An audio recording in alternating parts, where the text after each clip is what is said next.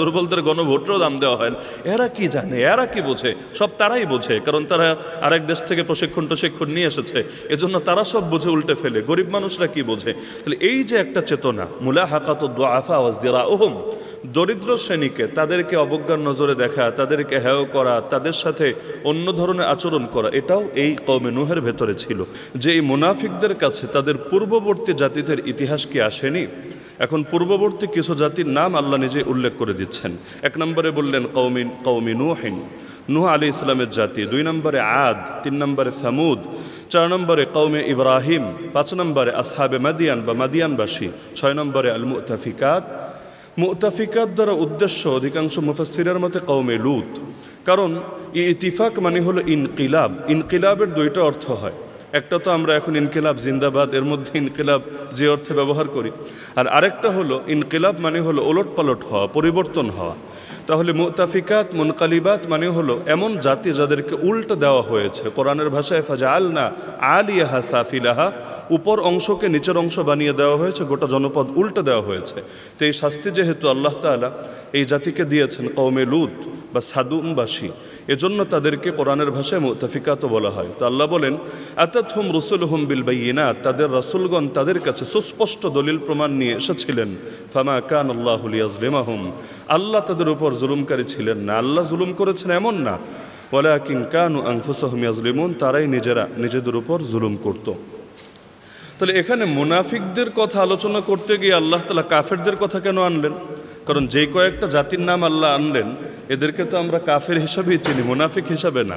তাহলে মুনাফিকদেরকে শাসাতে গিয়ে, নিন্দা করতে গিয়ে আল্লাহ তাআলা অতীতের মুনাফিক প্রজন্মকে না টেনে ডাইরেক্ট কাফের প্রজন্মকে কেন টানলেন?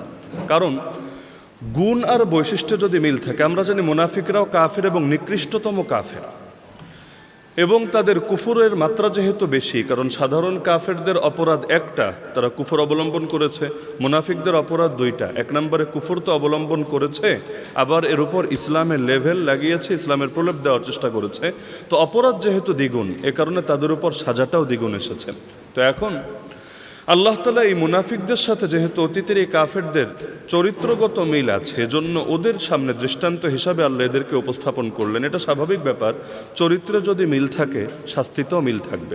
বাংলাদেশেও যেমন অতীতে যারা ফ্যাসিবাদী আচরণ করেছে, এখন যারা নতুন দিনে আবার একই পথে হাঁটছে, তো চরিত্রে যদি মিলে যায় তাহলে দেখা যাবে জাতির পক্ষ থেকে তাদের উপর যে শাস্তি নেমে আসবে ইনশাআল্লাহ, এটার মধ্যেও মিল থাকবে।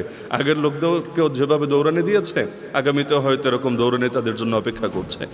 তো এখন এখানে যেই জাতিগুলোর কথা আল্লাহ বললেন, 1 নম্বরে আল্লাহ তাআলা আনলেন নূহ আলাইহিস সালামের জাতির কথা। কারণ সর্বপ্রথম যেই জাতিকে ব্যাপকভাবে ধ্বংস করা হয়েছে, আমরা কোরআনকে সামনে রাখলে সেই জাতির নাম কওমে নূহ হিসাবেই দেখতে পাই। এর পূর্বে কোনো জাতিকে এভাবে গণহারে ব্যাপকভাবে ধ্বংস করা হয়েছে এমন কোনো ইতিহাস আমাদের সামনে নাই। নবী নূহ আলাইহিস সালাম আল্লাহ তাআলা তাকে দীর্ঘ হায়াত দিয়েছিলেন, এমন না কেউ কেউ ভাবে ওই জামানা সবার হায়াতই মনে হয় এত লম্বা ছিল না, বিষয়টা এমন না। নবী নূহ আলাইহিস সালাম আল্লাহ তাআলা তাকে দীর্ঘ হায়াত দান করেছিলেন। এমনও হয়েছে যে তিনি একজনকে দাওয়াত দিয়েছেন, এরপর তার পুত্রকে দাওয়াত দিয়েছেন, এরপর তার ওই আগের জনের নাতি পুত্রের পুত্রকে দাওয়াত দিয়েছেন, এরপর তার পুত্রকে দাওয়াত দিয়েছেন, এভাবে 5-6 প্রজন্ম পর্যন্ত দাওয়াত দিয়ে গিয়েছেন। এমনকি আল্লাহ তাআলা কোরআনে এই কওমে নূহের ব্যাপারে একটা শব্দ ব্যবহার করেছেন, ইন্নাহুম কানুহুম আজলামা ওয়া আতগা, তারা বেশি জালেম ছিল, বেশি সীমালঙ্ঘনকারী ছিল। এর একটা তাফসীর এটাও যে তাদের জুলুমের মাত্রা এভাবে বেড়ে গিয়েছিল যে প্রজন্মের পর প্রজন্মে জুলুমটা চলছিল। এভাবে দেখা যেত বাবা তার সন্তানকে বোঝাচ্ছে যে এই পাগলের ব্যাপারে সাবধান থাকো, কারণ এই পাগল তোমার পূর্বপুরুষের কাছেও বিভ্রান্তিকর বার্তা নিয়ে এসেছিল, তোমার দাদার কাছে, তোমার পরদাদার কাছে। এভাবে প্রজন্মের পর প্রজন্ম এই জুলুম, কাঠামোগত জুলুম চলেছে। তো নূহ আলাইহিস সালাম তিনি হলেন পৃথিবীর বুকে প্রেরিত সর্বপ্রথম রাসূল। সহিহ মুসলিম শরীফে হাদিস আছে, কিয়ামতের দিন আল্লাহ তাআলা নবী নূহকে বলবেন, আনতা আউয়ালুর রুসুল ইলা আহলিল আরদ, পৃথিবীবাসীর নিকটে প্রেরিত আপনি সর্বপ্রথম রাসূল। তো তিনি তার জাতির নিকটে অবস্থান করলেন। কত কোরআনে আল্লাহ নিজেই জানিয়ে দিয়েছেন, আলফাসানাতিন ইল্লা 50 আমা, 1000 বছর তবে 50 বাদে, মানে 950 বছর পর্যন্ত তিনি অবস্থান করে তাদেরকে দাওয়াত দিলেন। দাওয়াত শুরু হয়েছিল সেই একই কথা দিয়ে, ইয়া কওম উবুদুল্লাহ মা লাকুম মিন ইলাহিন গায়রু, সূরা আরাফ আয়াত নম্বর 59। হে আমার জাতি, তোমরা আল্লাহর ইবাদত করো, আল্লাহ ছাড়া তোমাদের আর কোনো প্রকৃত উপাস্য নেই। ইন্নী আখাফু আলাইকুম আযাব ইয়াউমিন আযীম, নিশ্চয় আমি তোমাদের উপর এক গুরুতর দিনের শাস্তির আশঙ্কা করছি। এরপর তিনি বিভিন্নভাবে তার জাতিকে দাওয়াত দিলেন। কিভাবে দিয়েছেন সূরা নূহের মধ্যে আল্লাহ তাআলা সবগুলো তুলে ধরেছেন। তিনি বলেন, ক্বাল রাব্বি ইন্নী দাআউতু কওমি লাইলা ওয়া নাহারা, হে আমার রব, আমি আমার জাতিকে রাতেও দাওয়াত দিয়েছি, দিনেও দাওয়াত দিয়েছি। তার মানে রাতে দাওয়াত দেওয়া এটা নবীদের শান পরিপন্থী না। রাতেও দাওয়াত দিয়েছি, দিনেও দাওয়াত দিয়েছি।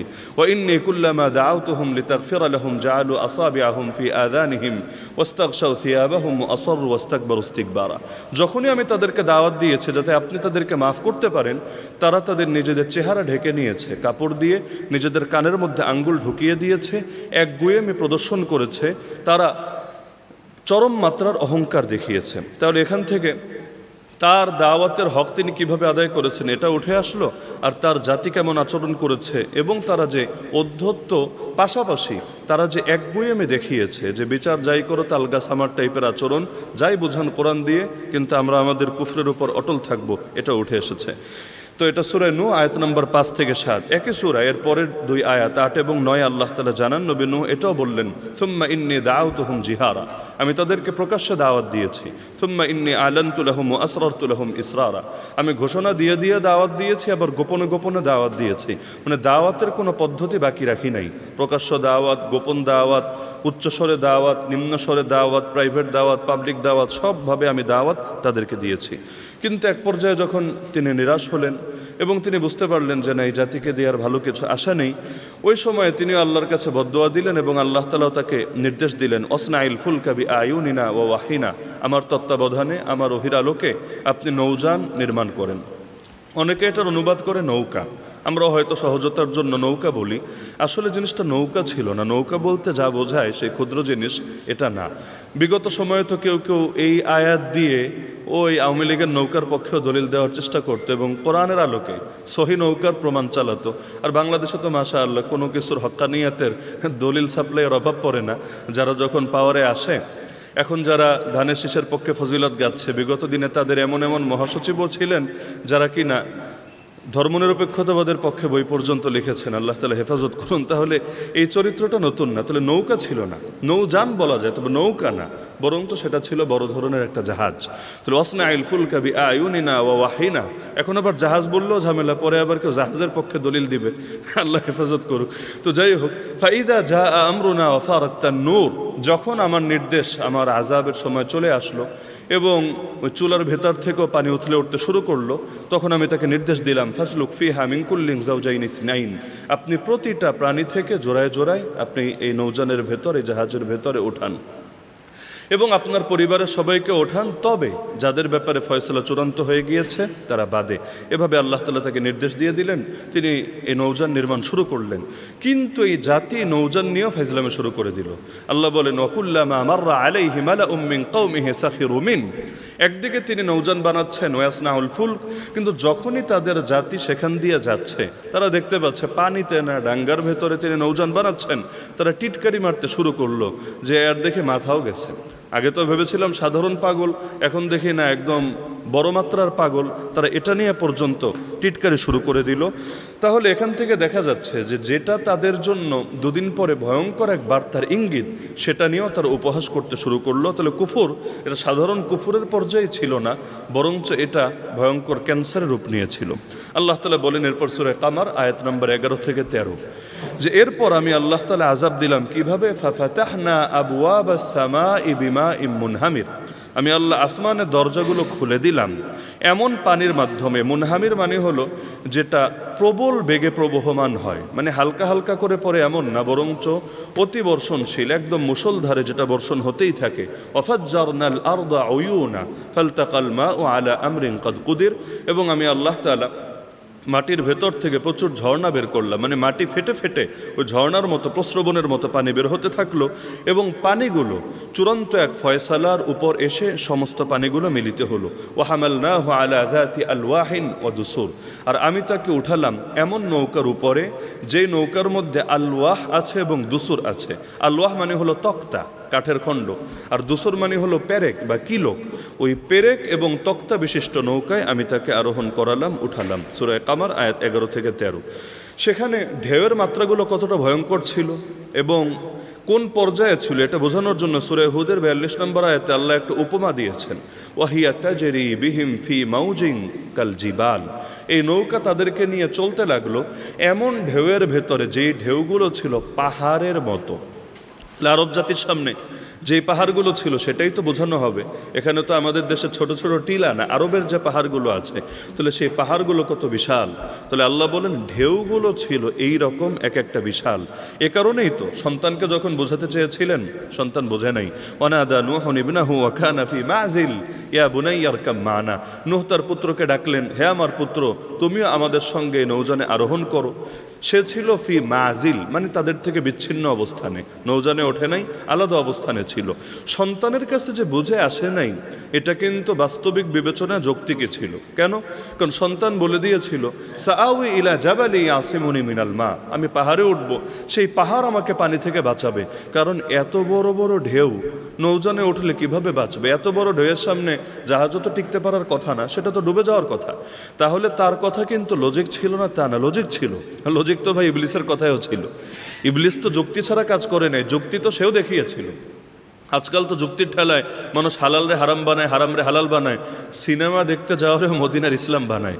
যুক্তির ঠেলায় মানুষ সব কিছুরই বৈধ করার চেষ্টা চালায়। তাহলে যুক্তি তো কেনানো দিয়েছিল, দেয় নাই তা না, এবং কথা ফেলে দেওয়ার মতো না, তার কথায় যুক্তি আছে।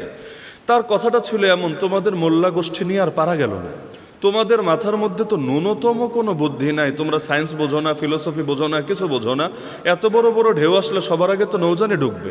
আর যুক্তির কথা এটা, বিজ্ঞানের কথা এটা, ফিলোসফির কথা এটা, পাহাড়ের উঠলেই বাঁচা যাবে। কিন্তু নবী বুঝিয়েছিলেন, লা আসিমা আল-ইয়াওমা মিন আমরিল্লাহি ইল্লা মান রাহিম। আজকে আল্লাহর আযাব থেকে কেউ কাউকে রক্ষা করতে পারবে না, রক্ষা পাবে একমাত্র সে যাকে রহম করবেন স্বয়ং আল্লাহ। কিন্তু কাজ হলো না, কারণ আলেমদের কথা সদা সর্বদাই এই সমস্ত ইসলাম বিরোধী শক্তির কাছে অযৌক্তিক মনে হয়। ওয়াহালা বাইনাহুমাল মাউজু ফাকানা মিনাল মুগরাকিন, তাদের ভেতরে ঢেউ বাধা হয়ে গেল, ফলস্বরূপ সে যারা ডুবে গেছে তাদের অন্তর্ভুক্ত হয়ে গেল। সূরা হুদ আয়াত 42-43। তাহলে দেখা যাচ্ছে নবীর ডাইরেক্ট পুত্র হয়ে আহলে বাইত, কিন্তু নবীর ডাইরেক্ট পুত্র হওয়ার পরেও আল্লাহর আযাব থেকে বাঁচতে পারলো না। কেন? কারণ গুণ যদি কারো ভেতরে ঠিক না থাকে, ইন্নাহু লাইসা মিন আহলিক ইন্নাহু আমালুন গায়রু সালিহ, নবীর পথ না ধরে কেউ যদি কোনো শিরকি কুফরি তাগুতি পথ ধরে, তাহলে নবীর ডাইরেক্ট পুত্র হওয়ার পরও পারে না আল্লাহর গজব থেকে রক্ষা পেতে। আজকাল তো অনেকে ভাবে যে তার বংশ, তার দলই তাকে মনে হয় রক্ষা করবে। আর বাংলাদেশে তো মাশাআল্লাহ পরিবারতন্ত্রও খুব ভালো চলে, এখানে পরিবারের সদস্য হতে পারেই সবচাইতে বড় যোগ্যতা। তো যার কারণে নবীর ডাইরেক্ট পুত্র হওয়ার পরও, নবীর সাহেবজাদা হওয়ার পরও বাঁচতে পারেন এই আল্লাহর গজব থেকে, সেখানে অন্যরা আশা করবে কিভাবে? এরপর আল্লাহ তাআলা আযাব থামালেন কিভাবে? আল্লাহ তাআলা সূরা হুদের 44 নম্বর আয়াতে বলেন, ওয়াকিলা ইয়া আরদু ইবলাঈ মাআকি ওয়া ইয়া সামাউ আকলিঈ। বলা হলো, হে জমিন তুমি পানিগুলোকে গিলে ফেলো, হে আসমান তুমি থেমে যাও, খান্তি দাও। ওয়াগীদাল মাউ ওয়া কুদিয়াল আমরু ওয়াস্তাওয়াত আলাল জুদিয়্যি ওয়া কিলা বু'দান লিল কওমিজ যালিমিন। পানি থেমে গেল এবং আল্লাহর ফয়সালাও সেটা সম্পূর্ণভাবে বাস্তবায়ন হলো।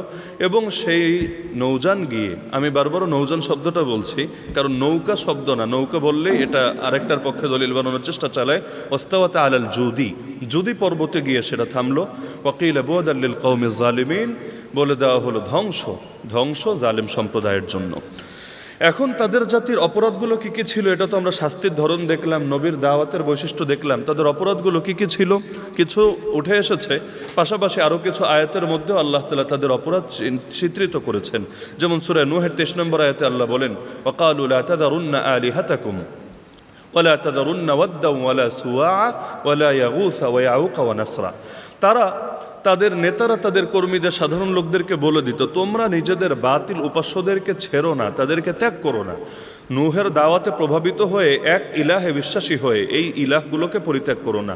কোন কোন ইলাহ? 5টা ইলাহের নাম বলল, ওয়াদ, সুয়া, ইয়াগুস, ইয়াউক, নাসর। তাফসিরের কিতাবে পাওয়া যায় 5 জন ছিল বুজুর্গ, বড় বুজুর্গ, সালেহীন, নেককার লোক ছিল। কিন্তু এই নেককার লোকরা দুনিয়া থেকে যাওয়ার পরে তাদেরকে কেন্দ্র করেই শিরিক ঢুকে গিয়েছিল, যেভাবে বাংলাদেশেও বহু দরবারের মধ্যে আজকাল শিরিক ঢোকে। কিভাবে?